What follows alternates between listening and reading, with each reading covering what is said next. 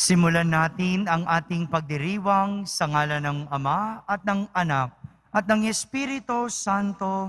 Amen. Ang pagpapala ng ating Panginoong Hesukristo, ang pag-ibig ng Diyos Ama at ang pakikipagkaisa ng Espiritu Santo naway sumainyong lahat. At sumaiyo rin. Mga minamahal kong kapatid, ang Diyos ay pag-ibig. Walang hanggang pag-ibig na namamagitan sa Ama, Anak at Espiritu Santo. Nilikha tayo ng Ama upang ibahagi sa atin ang pag-ibig ng Diyos. Nang magkasala ang tao na dumungis sa pag-ibig na ito, nagkatawang tao ang Anak at dinaig ang kasalanan upang ibalik sa atin ang karangalan ng pagiging mga anak ng Diyos. Ipinagpapatuloy ng Espiritu Santo ang gawain ng anak sa kanyang simbahan hanggang sa muling pagbabalik ni Kristong Panginoon. Upang tayo'y maging marapat gumanap sa banal na pagdiriwang, aminin muna natin at pagsisihan ang ating mga kasalanan. Inaamin ko sa makapangyarihang Diyos at sa inyo mga kapatid, na lubha akong nagkasala sa isip, sa salita at sa gawa, at sa aking pagkukulang, kaya isinasamo ko sa mahal na Birheng Maria, sa lahat ng mga anghel at mga banal, at sa inyo mga kapatid, na ako'y ipanalangin sa Panginoong ating Diyos. Kaawan tayo na makapangyarihang Diyos, patawarin tayo sa ating mga kasalanan at patnubayan tayo sa buhay na walang hanggan. Amen. Panginoon, kaawaan mo kami. Panginoon, kaawaan mo kami. Kristo, kaawaan mo kami. Kristo, kaawaan mo kami. Panginoon, kaawaan mo kami. Panginoon, kaawaan mo kami.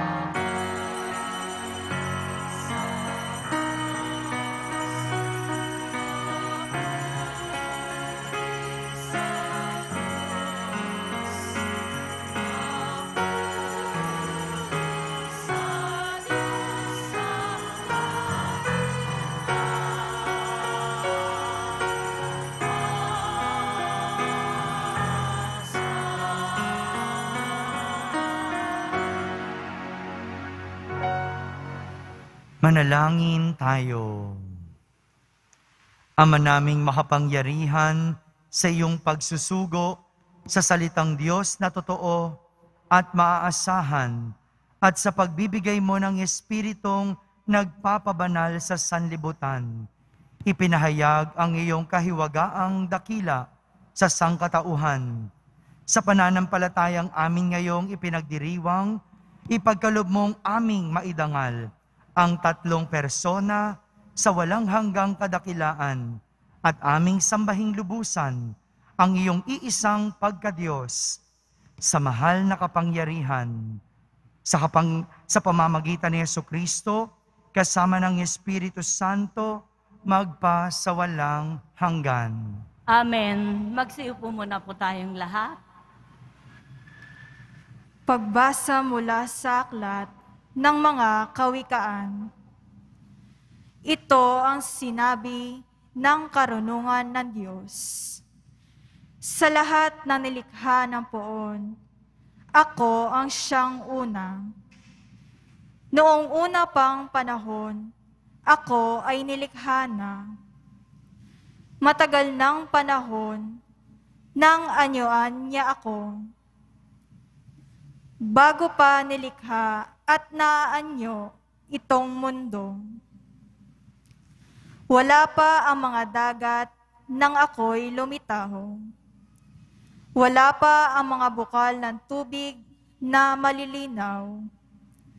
Wala pa ang mga burol, ganon din ang mga bundok.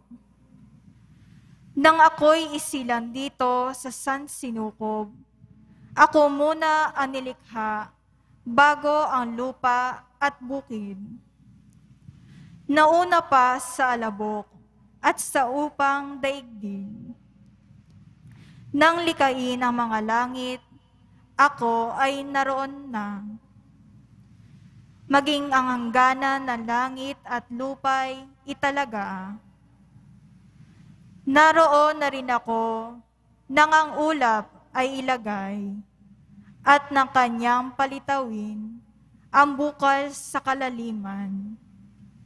Nang ilagay niya ang hangganan nitong dagat, nang patibayin nitong mundo, ay ilagay at itatag. Ako'y lagi niyang kasama at katulong sa gawain. Ako ay ligaya niya at sa akin aliw. Ako ay nagdiwang ng daigdig ay matapos. Dahil sa sangkatauhan, ligaya ko ay nalubos. Ang salita ng Diyos. Salamat sa Diyos. Maningning ang iyong ngalan, poon sa sangkalupaan. Maningning ang iyong ngalan, poon sa sangkalupaan. Ang likha mong langit, kung aking pagmasdan, pati mga tala, bituin at buwan. Ano nga ang tao upang iyong alalahanin? Ay ano nga siya na sukat mong kalingain? Maningning ang iyong ngalan, poon sa sangkalupaan. Nilikha mo siya na halos kapantay ng iyong luningning at kadakilaan. Pinamamahala mo sa buong daigdig, sa lahat ng bagay, malakit, maliit. Maningning ang iyong ngalan, poon sa sangkalupaan. Mga bakat tupa, hayop na mabangis, at lahat ng ibong nasa himpapawid, at mga isda sa lalim ng tubig. Maningning ang iyong ngalan, poon sa sangkalupaan.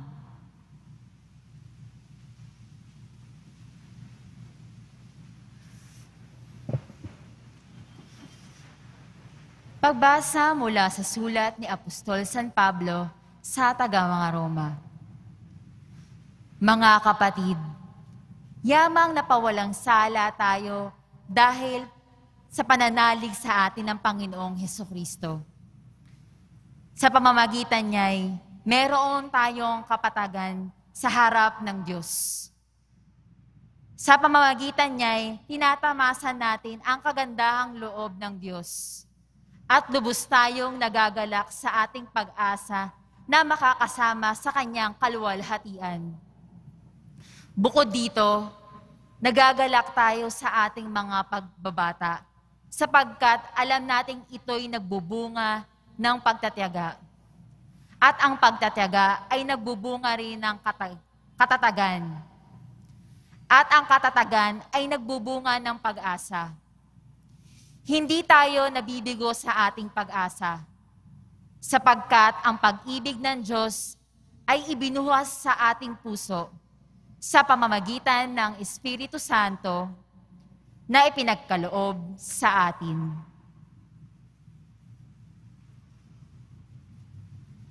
Ang salita ng Diyos. Salamat sa Diyos. Magsitayo na po ang lahat.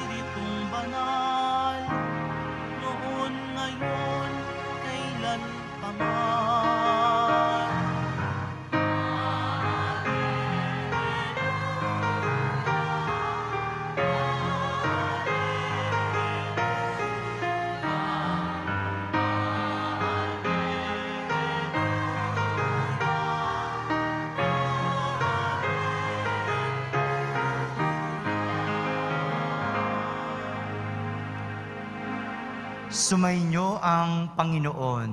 At sumaiyo rin. Ang mabuting balita ng Panginoon ayon kay San Juan. Papuri sa iyo, Panginoon.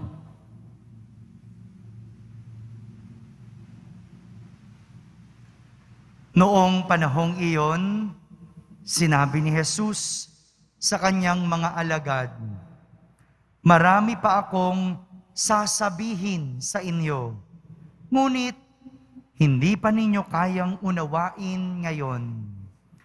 Pagdating ng Espiritu ng katotohanan, tutulungan niya kayo upang maunawaan ninyo ang buong katotohanan. Sapagkat magsasalita siya, hindi sa ganang kanyang sarili. Sasabihin niya sa inyo ang kanyang narinig at ipapahayag ang mga bagay na darating. Pararangalan niya kayo sapagkat sa akin magmumula ang ipapahayag niya sa inyo. Ang lahat ng sa Ama ay akin.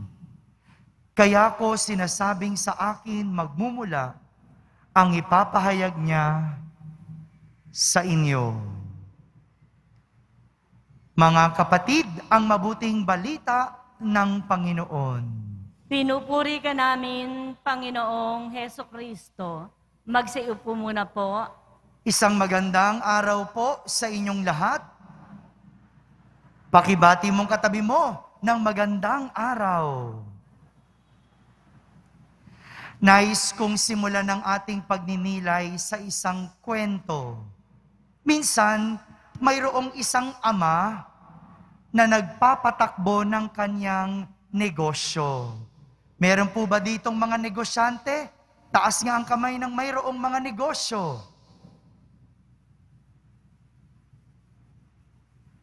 Isa lang? Yung iba walang trabaho? Empleyado. Itong tatay na ito, mayroong negosyo. At dahil sa tindi ng kompetisyon, hindi kayo makaka-relate kasi wala kayong negosyo. No? Yung isa lang, makaka-relate. No? Mahirap magnegosyo dahil ang tindi ng kompetisyon ngayon. May lumabas lang na bago, dinudumog.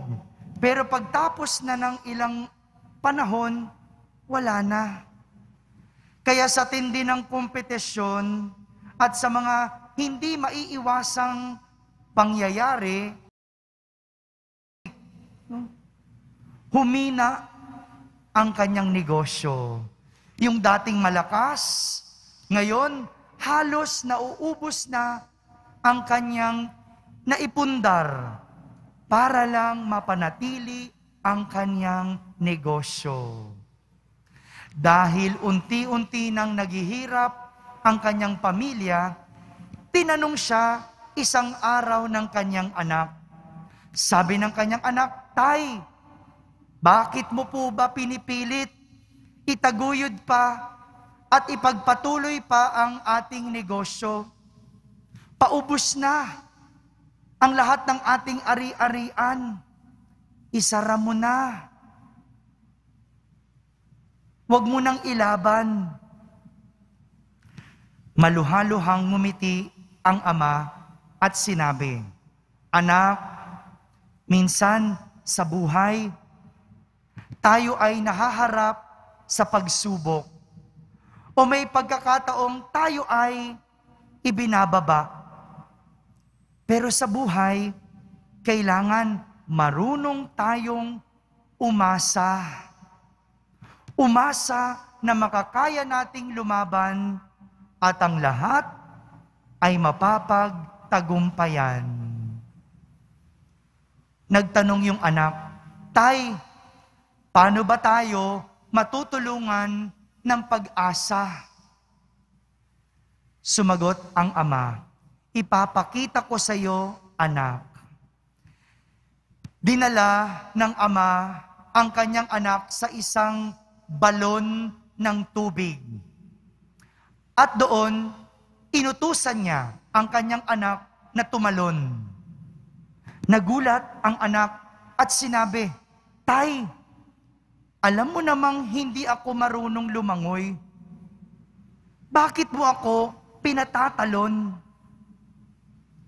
Pagkatapos sabihin iyon ng anak, tinulak ng ama ang anak sa balon. Pagkatulak, tumakbo, palayo ang ama at nagtago. Sa loob ng balon, nagkakawag ang bata. Pinilit niyang umahon. Wala pang 5 minuto, lumubog ang bata. At doon, tumalon ang ama at iniahon ang kanyang anak. Kinabukasan, dinala niya muli ang kanyang anak sa balon at sinabing tumalon. Sa una, nag-aalinlangan ang anak dahil natakot siya. Naranasan niya yung mapunta sa balon na hindi alam ang gagawin. Pero sa huli, naalala niya yung ginawa ng kanyang ama. Kaya tumalon ang bata sa loob ng balon. Nagtago ang ama at pinakiramdaman ng anak. Nagkakawag muli ang bata sapagkat hindi naman ito marunong lumangoy. Pero tumagal ang 15 minuto. Kawag ng kawag ang bata. Sinisikap na lumutang. Pagkalipas ng 20 minuto, unti-unting lumubog ang bata. At saka tumalon ng ama at iniahon ang anak. Tinanong ng ama kung bakit mas nakatagal ang anak bago ito lumubog at nalunod. Kahapon, ang bilis mong nalunod, ang bilis mong lumubog. Bakit ngayon nakatagal ka? Sumagot ang anak, kahapon, hindi ko alam kung ano ang gagawin ko nang itinulak mo ako. Sa takot Ako ay madaling lumubog. Ako ay nalunod. Pero ngayon, alam kong sasagipin mo ako bago pa man ako malunod. Mga kapatid, minsan sa buhay, tayo ay haharap sa pagsubok. Pero kapag sinikap nating umasa na mapagtatagumpayan ng lahat, may dadating na tulong sa panahong hindi natin inaasahan. Mga kapatid, ito po ang mensahe ng kapistahan ng banal na Santatlo, ang Ama, Anak, at Espiritu Santo. Sino po ang nahaharap sa pagsubok ngayon? Taas nga ang kamay. Ikaw na mayroong sinusubok o ikaw na mayroong kinakaharap na pagsubok, mag-antanda. Ama, Anak, at Espiritu Santo. May mensahe ang pagdiriwang natin ngayon. At ang mensahe, sa kabila ng pagsubok, makakaasa tayong may Diyos, ang banal na Santatlo, na sa atin ay sasalo. Gaya ng sinabi ng aklat ng Kawikaan sa ating unang pagbasa, ipinapakilala sa atin ang Diyos Ama. Ang Diyos Ama na bago pa man nilikha ang sanlibutan, siya ay naroon na. Siya ang Ama ng lahat. Sa Kanya nagmula ang lahat. Siya ang pinagmulan at pinanggalingan. Kaya naman, walang dahilan para siya ay hindi natin asahan. Kung siya ang pinagmulan, siya ang nakakaalam. Dahil sa Kanya nagmula ang lahat, siya ang pinanggalingan.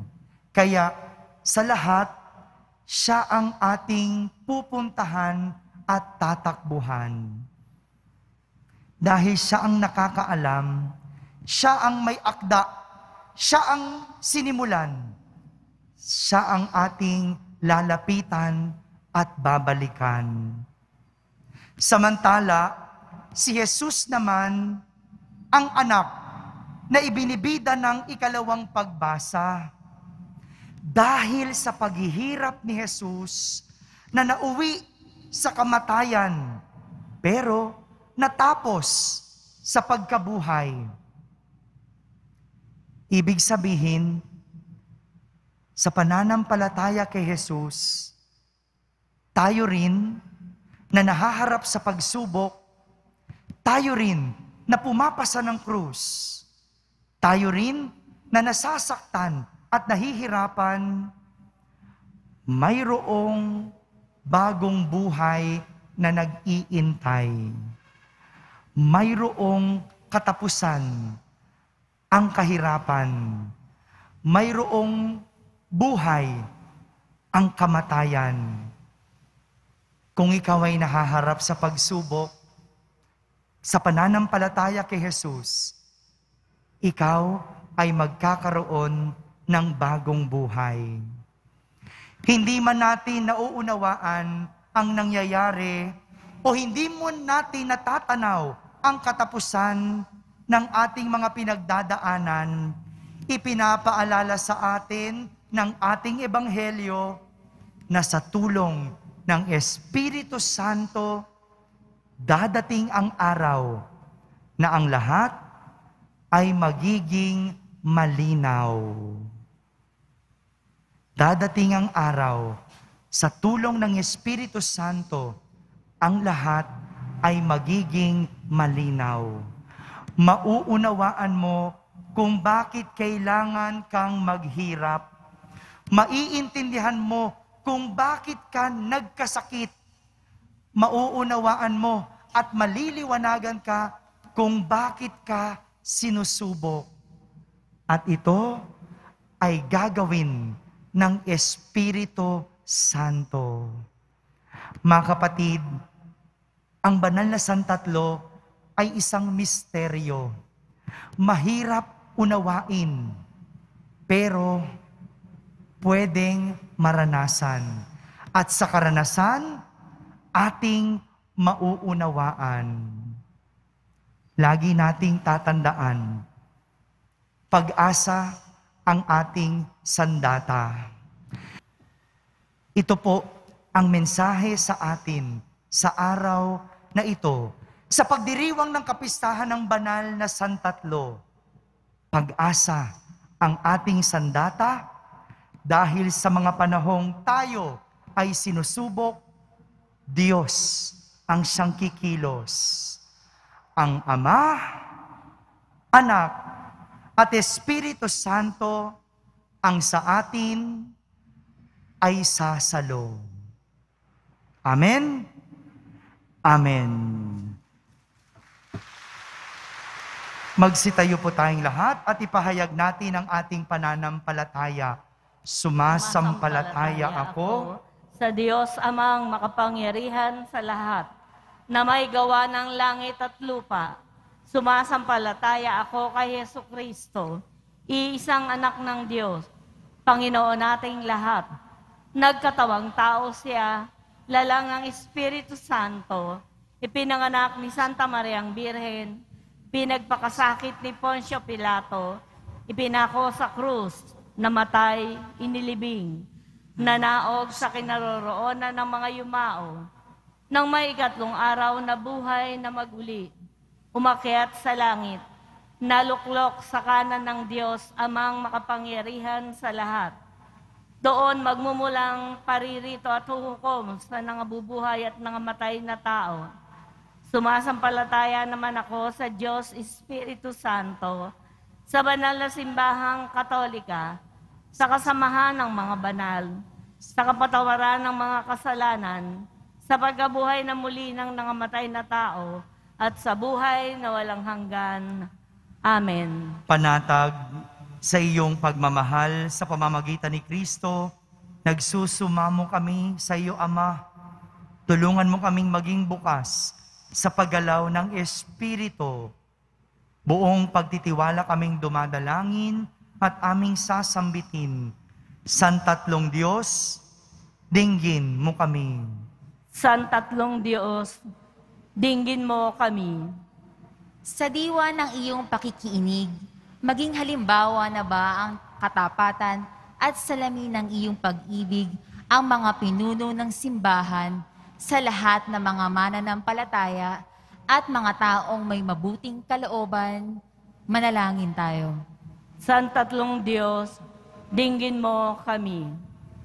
Pukawin mo ang iyong walang hanggang pag-ibig, ang mga pinuno sa nasyonal at lokal na antas, at kaming mga mamamayan, pangalagaan at isulong nawa namin ang kapakanan ng dignidad ng bawat tao sa bawat antas ng lipunan. Manalangin tayo. Santatlong Diyos, dinggin mo kami.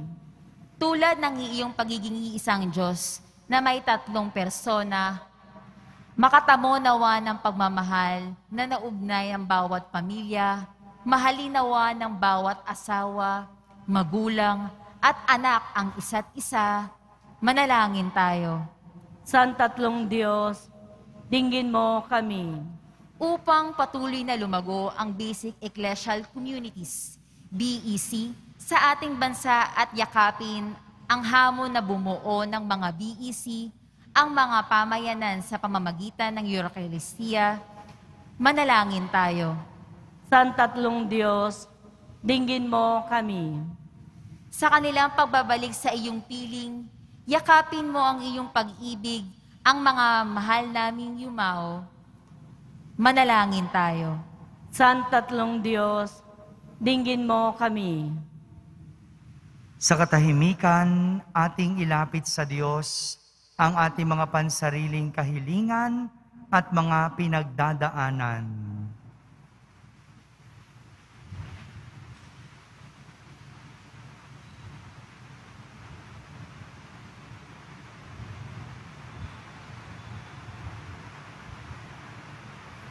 Manalangin tayo. San tatlong Diyos, dinggin mo kami. Mapagmahal na Ama, minahal mo kami sa simula't simula pa lamang sa pamamagitan ng iyong salita at Espiritong nagbibigay buhay. Patuloy mo kaming gabayan, pabalik sa iyong maningning na pagtatalamitam sa Espiritu ng iyong pag-ibig at katapatan sa pamamagitan ni Kristong aming Panginoon.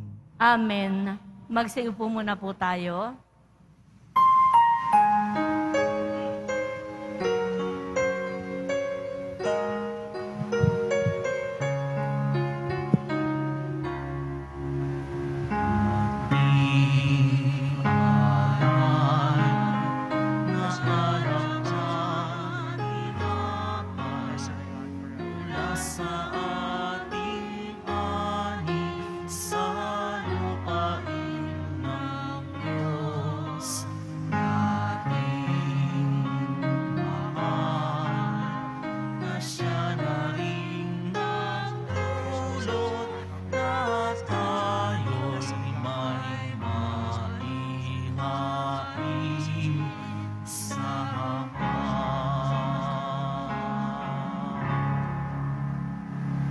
Magsatayo na po ang lahat. Manalangin kayo mga kapatid upang ang paghahain natin ay kalugdan ng Diyos amang makapangyarihan. Tanggapin nawa ng Panginoon itong paghahain sa iyong mga kamay, sa kapurihan niya at karangalan, sa ating kapakinabangan, at sa buong sambayanan niyang banal. Ama naming lumikha, gawin mong banal ang mga alay na aming inihanda, ngayong aming sinasamba at sinasambit ang ngalan mong dakila at pakundangan sa mga alay na ngayoy nasa dambana. Kami naway maging laging nakalaan sa iyong adhika. Sa pamamagitan ni Jesucristo, kasama ng Espiritu Santo, magpa sa walang hanggan. Amen. Sumainyo ang Panginoon. At sumaiyo rin. Itaas sa Diyos ang inyong puso at diwa. Itinaas na namin sa Panginoon. Pasalamatan natin ang Panginoong ating Diyos. Marapat na siya ay pasalamatan. Ama naming makapangyarihan, tunay ngang marapat, na ikaw ay aming pasalamatan. Kaisa ng iyong anak at ng Espiritu Santo, ikaw ay iisang Diyos na pinapanginoon ng mga tao. Ang iyong anak at Espiritu'y di naiiba sa pagka-Diyos mo. Ano pat kahit tatlo ay iisang Diyos na totoo. Ang kadakilaan mong ipinahihiwatig upang aming panaligan ay siya rin naming sinasampalatayanan tungkol sa iyong anak at Espiritong banal. Bagamat may tanging pag-iral ang bawat isa, iisang Diyos pa rin ang aming sinasamba. Sa kapangyarihang taglay ay walang pagkakaiba. Kaya kaysa ng mga anghel na nagsisiawit ng papuri sa iyo ng walang humpay sa kalangitan, kami nagbubunyi sa iyong kadakilaan.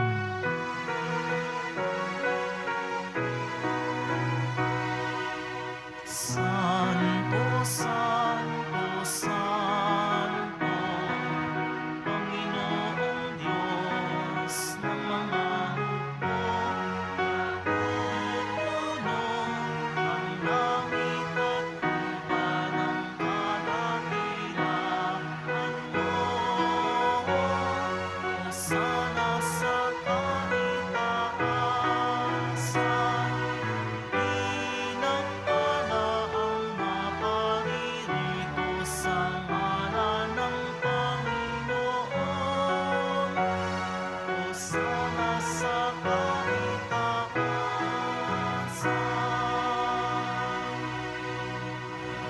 Magsilhod po ang lahat. Ama naming banal, ikaw ang bukal ng tanang kabanalan. Kaya't sa pamagitan ng iyong Espiritu, ay gawin mong banal ang mga kaloob na ito upang para sa amin ay maging katawan at dugo ng aming Panginoong Hesukristo. Bago niya pinagtiis ang kusang loob na maging handog, hinawakan niyang tinapay, pinasalamatan kanya, pinaghati-hati niya iyon, iniyabot sa kanyang mga lagad at sinabi, Tanggapin ninyong lahat ito at kanin. Ito ang aking katawan na inihahandog para sa inyo.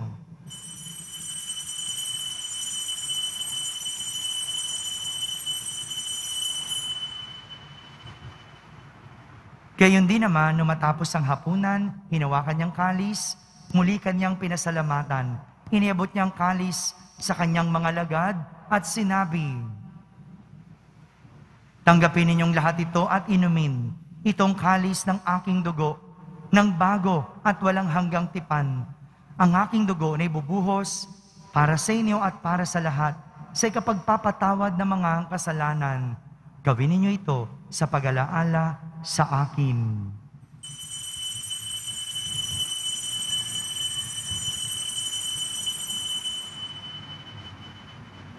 Magsitayo na po ang lahat. Ipagbunyi natin ang misteryo ng pananampalataya.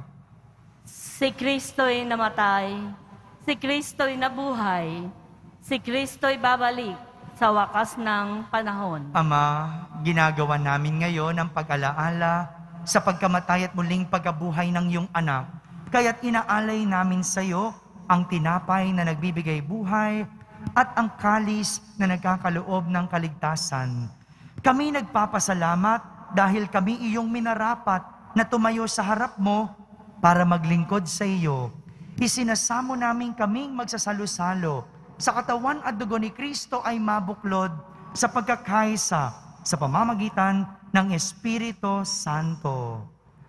Ama, lingapin mo ang iyong simbahang laganap sa buong daigdig. Puspusin mo kami sa pag-ibig, kaisa ni Francisco na aming Papa, ni Jose na aming Obispo at ng Tanang Kaparian. Alalahanin mo rin ang mga kapatid naming nahimlay na may pag-asang sila'y muling mabubuhay. Gayon din ang lahat ng mga pumanaw. Kaawan mo sila at patuloyin sa iyong kaliwanagan. Kaawan mo at pagindapating kaming lahat na makasalo sa iyong buhay na walang wakas. Kaisa na mahal na Birheng Maria na Ina ng Diyos, ng kabiyak ng puso niyang si San Jose, kaisa ng mga apostol at ng lahat ng mga banal na namuhay dito sa daigdig ng kalugod-lugod sa iyo.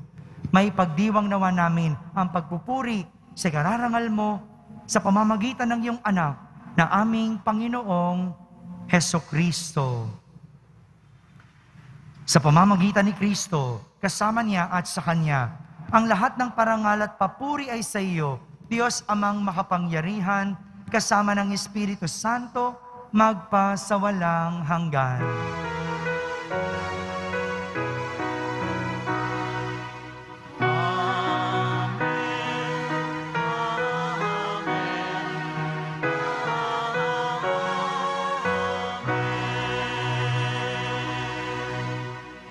Sa tagubilin ng mga nakahagaling na utos at turo ni Jesus na Panginoon natin at Diyos, ipahayag natin ng lakas loob.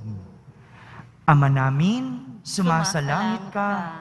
Sambahin ang ngalan mo, mapasa amin ang kaharian mo, sundin ang loob mo dito sa lupa para nang sa langit.